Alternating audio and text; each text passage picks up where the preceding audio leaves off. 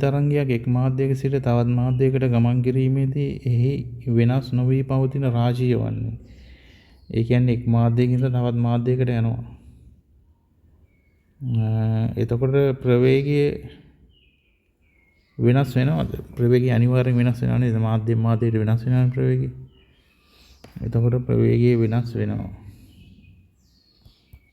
ඊට පස්සේ විස්තරය විස්තරය කොහොමද වෙනස් වෙන්නේ? ශක්තිය සම්බන්ධයෙන් තියෙන දෙයක් නේ විස්තරය කියන්නේ නේද? ඊට පස්සේ සංඛ්‍යාතය. ඊට පස්සේ තරංග ආයාමයේ තීව්‍රතාවය. සංඛ්‍යාතය කියන දේ මේ ගැන මොකද්ද කියන්න පුළුවන්? V සමාන F ලැම්ඩානේ. මේකනේ ඔය සංඛ්‍යාතය කියන්නේ. එතකොට මේ එක් මාධ්‍යකින් අනික් මාධ්‍යයට යනකොට ප්‍රවේගය වෙනස් වෙනවා. ඊට අනුරූපව ලැම්ඩා වෙනස් වෙනවා. නමුත් සංඛ්‍යාතයේ නියතව තියෙනවා. සාමාන්‍යයෙන් සංඛ්‍යාතය කියන්නේ මේ තප්පරයකට ඇති වෙන කම්පන ගානනේ. එතකොට කම්පන ගානට මාධ්‍ය බලපාන්නේ නැහැ. මේක විතරයි වෙනස් නොවි තියෙන්නේ සංඛ්‍යාතය විතරයි.